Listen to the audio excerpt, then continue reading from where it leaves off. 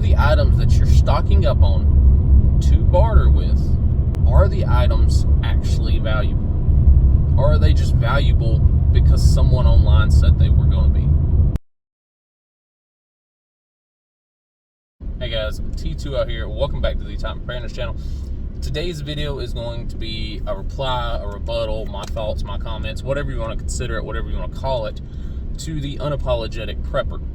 Recently, at the time of this recording, he put out a video, and it was based on trade. It was based on how a lot of these big prepping channels will tell you to buy essentially dollar store junk, and that you're going to be able to trade it for silver and gold at the end of the world. And so the Unapologetic Prepper did his video, and he was talking about how he is a producer and how he, has a farm and has land, and he doesn't want your junk. He doesn't want your big lighters. He doesn't need your condoms. He doesn't need your, emergency blankets or ponchos. What he needs is farmhands. What he needs is helpers. What he needs is people to help him out during times of crisis. And in trade, he would trade you for food or whatever he had. And I thought it was a very good video. I made one of the lengthiest comments he had in the comment section. And it was good. It was sound. It was sound advice.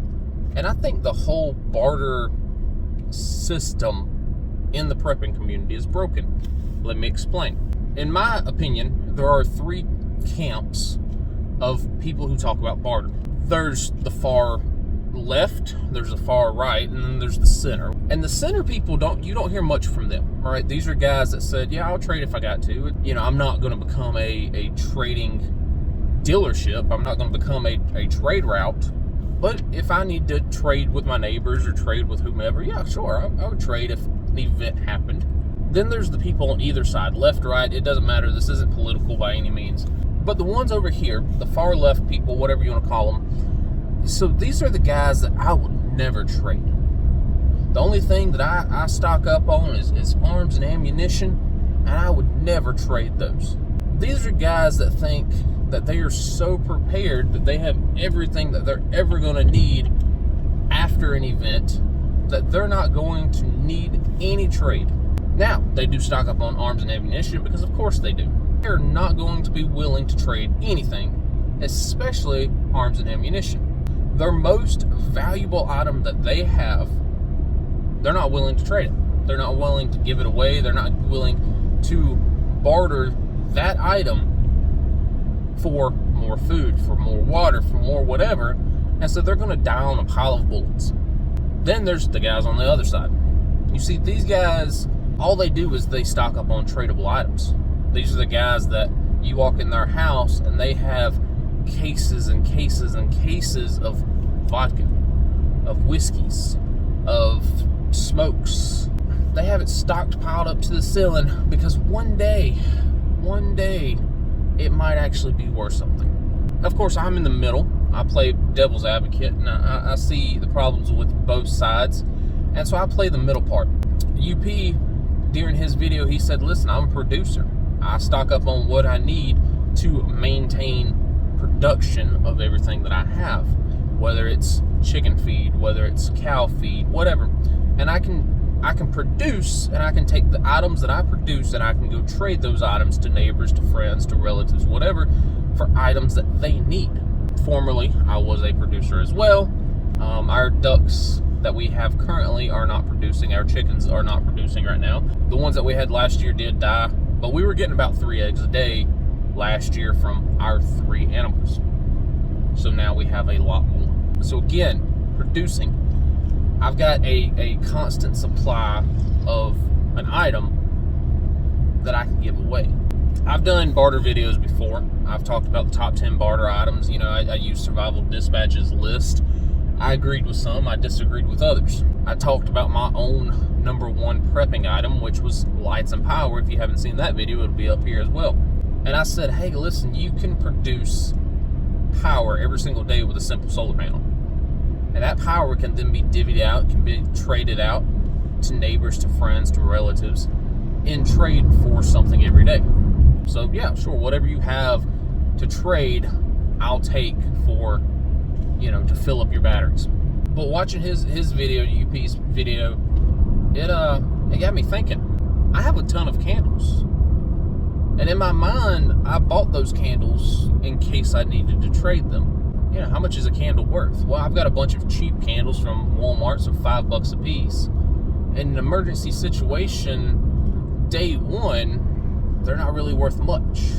But, you know, 2 months down the line, when people have ran out of kerosene and when people have ran out of their candles at what they did stock, my candles might be worth a little bit more. But are you willing to trade your food for my candles? Probably not.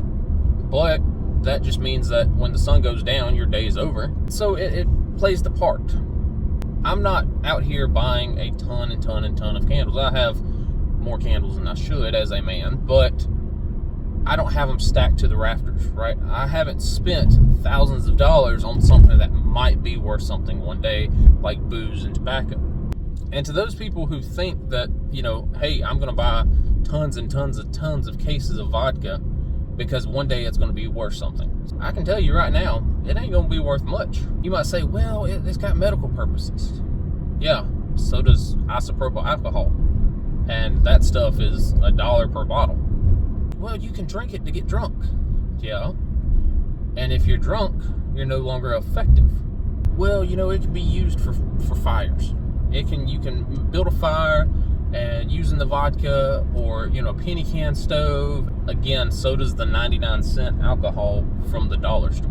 So why are you going to waste your time and waste your money on something that only has value at the store? You can't bring it to a producer like UP and say, hey, listen, dude, I'll trade you a bottle of vodka for, you know, 12 chickens. It's not going to work that way. My chickens cost me, you know, $1 a piece whenever I buy them. Your vodka costs you $20 a bottle. On paper, $20 is $20. But if that event occurs, my chickens are far more valuable than your bottle of vodka. So what are you getting for the trade? Same with smokes. I know people who don't smoke, but yet they'll go out here and buy a case or buy a carton every week. Well, one day it'll be worth something. No, it won't. Now you've got a mound of cigarettes sitting in your building or sitting in your closet for what? The one day an event might happen? It just doesn't make sense to me. Same on the other lines of the people who say they would never barter. We barter and trade as is today. There's a store sitting right here. I'm headed to work. I go and trade my time in for money, and then I take my money that they give me and I go here to the store and I trade my money for someone else's time or for someone else's services or for someone else's product. So we're doing the barter and trade economics now. We just have a medium of exchange. And so the question is, what is actually valuable in a barter and trade economic system? Number one is food. Food is the biggest thing you're going to need if we were run on that trade economic system. And so if you're out here and you're buying cigarettes for barter and trade, if you're out here and you're buying vodka for barter and trade, but yet you don't make your own food, or yet you don't have your own food because you're relying on your neighbors to give you something for that vodka or for that tobacco, you're wasting your own time. You're going to starve to death before you are ever actually able to use that trade. A lot of these big prepping channels out here will tell you to go spend $20 at the dollar store, at Family Dollar, at Dollar Tree, whatever, and get useless crap. He kept bringing up Bic lighters. I've heard that saying so many times. Go down to Sam's Club, buy you a bulk case of Bic lighters because they're going to be valuable. No, not really. No. Think about it. If I come up to you and I said, hey, I want your can of soup. I have a Bic lighter. That's useless. I already have enough lighters. I have matches. I have ferro rods. I have ways to make a fire. I don't need your one lighter. I said, well, hold up. I have 2 Bic lighters. Still useless. Well, I have 10. I have 20. I have 30. I have 40. Okay.